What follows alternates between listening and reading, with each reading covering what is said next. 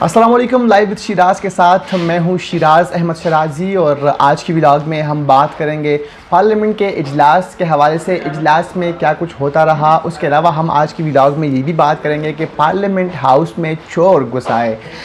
Vlog का जो मौजू है वो बनाएंगे। उसके साथ साथ मुज़म्मिल असलम जो कि मुशीर ख़जाना है खैबर पख्तूनख्वा के, उन्होंने आज अहम प्रेस कॉन्फ्रेंस की इस्लामाबाद में। उस प्रेस कॉन्फ्रेंस में क्या कुछ हुआ और फिर जो खैबर पख्तूनख्वा में एक इशू इस वक्त हाईलाइट है मशाल यूसुफज़ई जो कि वज़ीर की मुशीर है उनके और नादिया सबूही के माबेन, तो उसको भी आज जो है शामिल गुफ्तगू करेंगे। साथ ही साथ बुशरा बीबी के सेहत के हवाले से जो अपडेट सामने आ रही है, आज एहतसाब अदालत में जो केस की समाअत हुई उस दौरान क्या कुछ हुआ उसको भी आज के व्लॉग में शामिल करेंगे। सबसे पहले पार्लियामेंट हाउस का आज इजलास बुलाया गया और मामूल के मुताबिक इजलास की कार्रवाई जारी थी, लेकिन जैसे ही पाकिस्तान तहरीक इंसाफ या सुन्नी इत्तेहाद कौंसिल के जो अरकान थे, हमने देखा कि उनकी जानिब से एक मरतबा फिर से आज जो है एहतजाज किया गया ऐवान के अंदर। पाकिस्तान तहरीक इंसाफ के जो नौजवान रुकन पार्लियामेंट है शाहिद खटक, उनकी जानिब से आज फिर एक मरतबा फिर से जो हुकूमती रहनुमा है उनको बोलने नहीं दिया गया।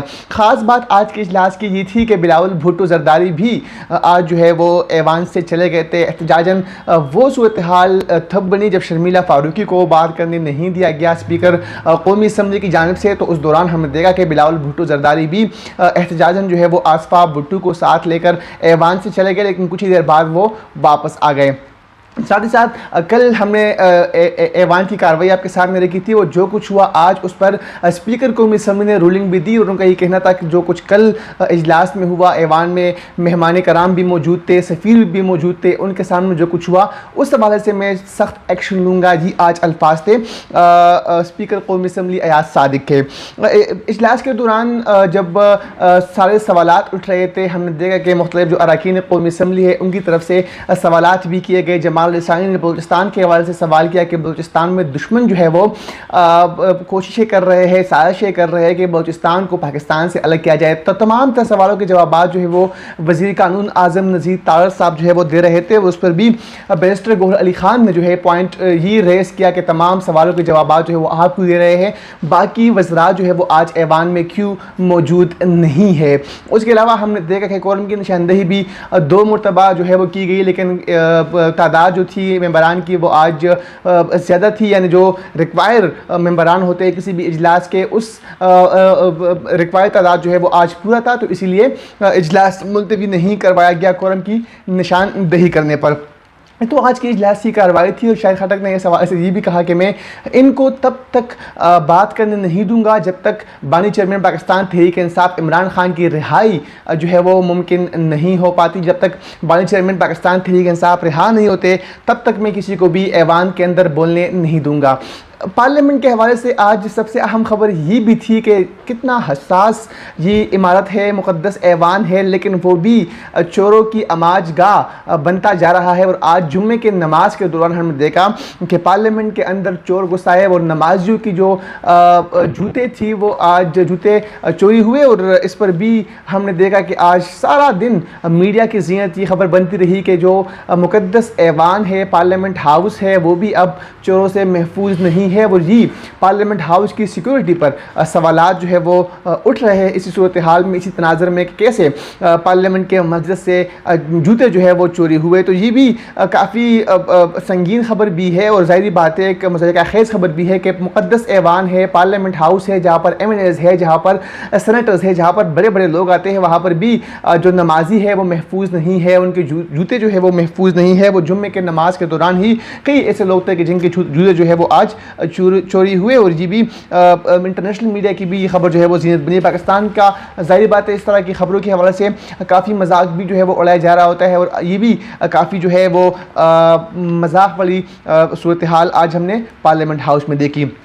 पार्लियामेंट थोड़ा सा बाहर निकल कर आज बात करेंगे मुज़म्मिल असलम के हवाले से जो कि मुशीरी ख़जाना है खैबर पख्तूनख्वा हुकूमत के। और उसकी प्रेस कॉन्फ्रेंस से कबल मैं थोड़ा सा बैकग्राउंड बताना चाहूँगा कि इस वक्त खैबर पख्तूनख्वा के अंदर जो वज़ीर आला की मुशीर है मशाल यूसुफज़ई, उनका एक जो स्कैंडल है वो ज़ेर गर्दिश है और उन्होंने अपने लिए 1,71,00,000 रुपए की गाड़ी ख़रीदने के लिए एक समरी भेजी थी और वो ख़बर जियो न्यूज़ की हमारी सीनियर रिपोर्टर है नदिया सबूही, उन्होंने वो खबर ब्रेक की थी। उस पर वज़ीर आला ने जो है वो समरी रोकी भी थी और उस खबर के बाद मिशाल यूसुफ ज़ई की जानिब से तस्दीक और तरदीद के बजाय संगीन इल्ज़ामात लगाए नदिया सबूही पर, और ये भी इल्ज़ाम आयद किया गया कि वो अपने बच्चों को हराम के पैसे खिलाती है, वो अपने बच्चों को हराम का लुकमा जो है वो खिलाती है। और ये भी उन पर इल्ज़ाम लगाया गया कि उनकी जानिब से मंथली लेने या फिर जो है पैसे लेने के लिए उन्होंने मिशाल यूसुफ ज़ई से रब्ता किया।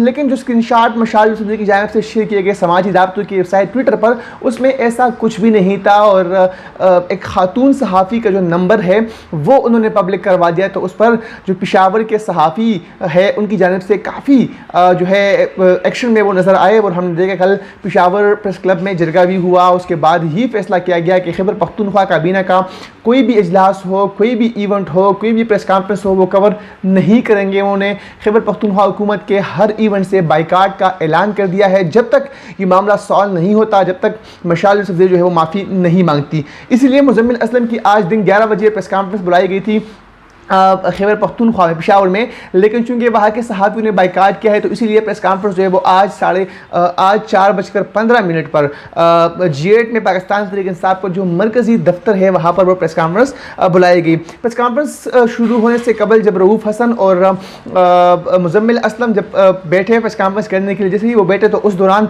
मैं मुझ समेत 3-4 सहाफ़ी जो हमारे इस्लामाबाद के हैं, उसमें आफ्ताब जहान थी, अब्दुल्ला मोमन थे, साथ ही साथ इशफाक बंगश साहब खैबर न्यूज़ से वो थे, उसामा इकबाल साहब है हमारे एक्सप्रेस न्यूज़ से, इसके साथ साथ जो दीगर हमारे सहाफ़ी थे वो सारे खड़े हो गए। हमने एहतजाज रिकॉर्ड किया, हमने प्रेस कॉन्फ्रेंस में अपना एहतजाज रिकॉर्ड करवाया और ये भी हमने वहाँ पर कहा कि अगर आप माज़रत नहीं करेंगे तो हम बाइकाट भी कर सकते हैं। ज़रा वीडियो देखिए, उसके बाद बात करते हैं।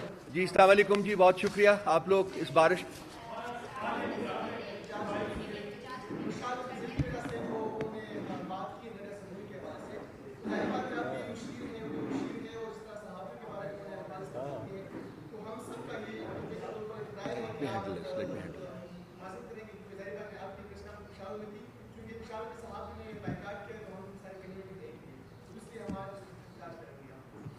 मैं आपको बैठिए, तशरीफ़ रखिए, आप तशरीफ़ रखिए। हम स्ट्रॉन्गली कंडेम करते हैं जो स्टेटमेंट दी गई है वहाँ से। मैं चीफ मिनिस्टर KP और बैरिस्टर सैफ इस मामले को इस वक्त मशाल को हमने कंटेन कर दिया हुआ है, वो फ्रंट पे नहीं है जब तक ये मामला सॉर्ट आउट नहीं होगा to the satisfaction of the entire media community. और मैं उससे आपको सिर्फ बता इस वक्त नहीं सकता, इट विल बी प्रेमेच्योर्ड। शायद मैं कल आपको, मैंने एक और प्रेस कॉन्फ्रेंस करनी है तो उसमें मेरा ख्याल मैं स्टार्ट ही इसी से करूं कि किस तरीके से हम ये मामला, मेरी एश्योरेंस है आपको और मुजम्मिल मेरे भाई, इनको स्पेशली हमने आज पेशावर से बुलाया है, तो मैं आप बहुत मशकूर हूँ कि आज का दिन गुजर जाने दीजिए। हम इस मसले को हल कर रहे हैं और यकीन दिलाता हूँ कि ये मसला टू योर इंटायर सेटिस्फेक्शन ये हल होगा। इस किस्म की कोई स्टेटमेंट PTI के किसी प्लेटफॉर्म से कभी नहीं दी जा सकती, गलत बात है, स्ट्रॉन्गली कंडेम इट। जी, तो यही सब कुछ माजरा था जो बैकग्राउंड मैंने आपको वाज़ेह किया। और जो कुछ आज G8 मरकज़ में हुआ, जो पाकिस्तान तहरीक इंसाफ का मरकज़ी दफ्तर है, तो हम सब ने वहाँ पर कहा कि हम तब तक जो है प्रेस कॉन्फ्रेंस जारी नहीं करने देंगे, तब तक शुरू करने नहीं देंगे जब तक उस मामले पर जो कि मिशाल यूसुफ ज़ई की जानिब से एक सीनियर सहाफ़ी की किरदार कशी की गई, उन पर संगीन इल्ज़ामात लगाए गए हैं, तब तक आप जब तक आप माफ़ी नहीं मांगते हम प्रेस कॉन्फ्रेंस करने नहीं देंगे। उस पर मुज़म्मिल असलम ने भी कहा कि अगर आप पॉइंट आउट ना भी करते तब भी मैंने आगाज़ इस इशू से करना था। रऊफ़ हसन ने यकीन दहानी कराई और सख्त अल्फाज में मजम्मत की। आप लोगों ने देखा भी कि उन्होंने सख्त अल्फाज में इस चीज़ को कंडेम किया, मजम्मत की, और ये उनके अल्फाज थे कि जब तक ये मामला साल नहीं होता तब तक मिशाल जो है वो फ्रंट पे नहीं आएगी। और रऊफ़ हसन के साथ बैरिस्टर सैफ और वज़ीर आला इस मामले को जो है वो देख रहे हैं। तो ये हमने अपना हक जो है वो आज अदा किया, क्योंकि सहाफ़ी चाहे पेशावर के हो, चाहे कराची के हो, चाहे इस्लामाबाद के हो, हमें की कम्युनिटी है। और जब भी मुशीरों वज़ीरों की जानिब से सहाफ़ियों पर संगीन इल्ज़ामात आयद किए जाएंगे, सहाफ़ियों को टारगेट किया जाएगा, तो हम सब जो है खैबर से लेकर कराची तक हम सब एक होंगे। और आज भी उसी यूनिटी का हमने मुजाहरा किया। मुज़म्मिल असलम की प्रेस कॉन्फ्रेंस इंतहाई अहम इसलिए थी कि खैबर पख्तूनख्वा के हवाले से उन्होंने आज इंतहाई अहम जो है बातें की, सीधा बातें की उसमें ये भी था कि एक डोनर कॉन्फ्रेंस खैबर पख्तूनख्वा में हुआ।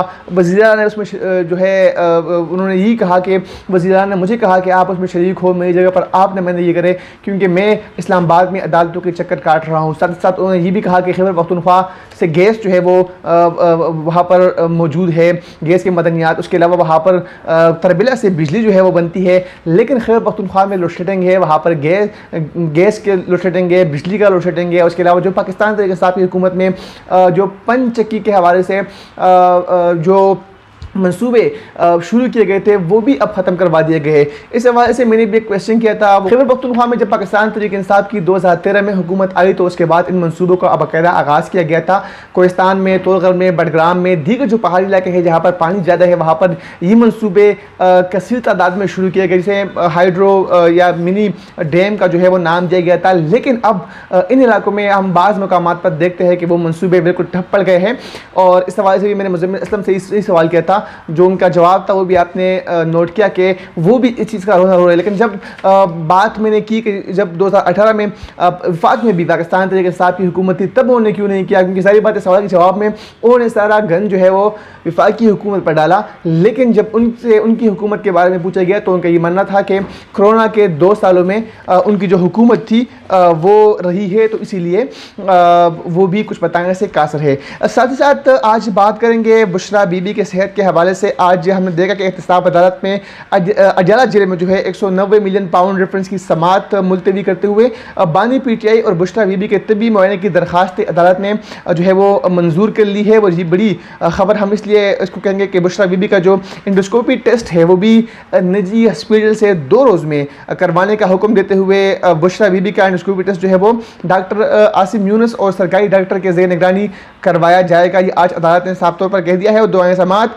जस्ट नासर जावेद राना ने अदालत में न सिर्फ इजाफी दीवारों को फौरी ख़त्म करने का हुक्म भी जो है वो दे दिया है। वो जेल इंतजामिया को हिदायत की कि जब तक दीवारें हटाई नहीं जाती समात आगे नहीं बढ़ाई जाएगी। वो समात में 1 घंटे का वक्फा किया गया।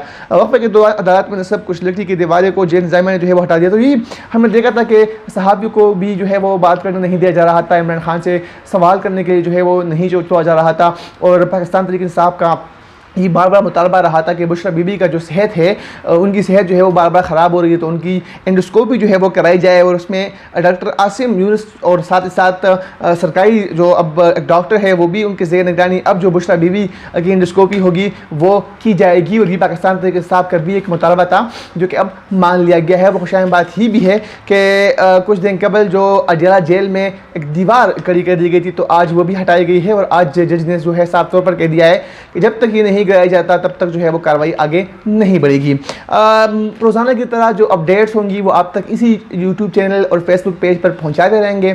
अगर आपने अभी तक हमारा चैनल सब्सक्राइब नहीं किया, पेज लाइक नहीं किया तो सब्सक्राइब कीजिए, लाइक कीजिए। और अगर इस व्लॉग में इन व्लॉग्स में आप कुछ मज़ीद बेहतरी लाना चाहते हैं तो अपनी राय से हमें ज़रूर आगाह कीजिए। इजाज़त दीजिए, अल्लाह हाफ़िज़।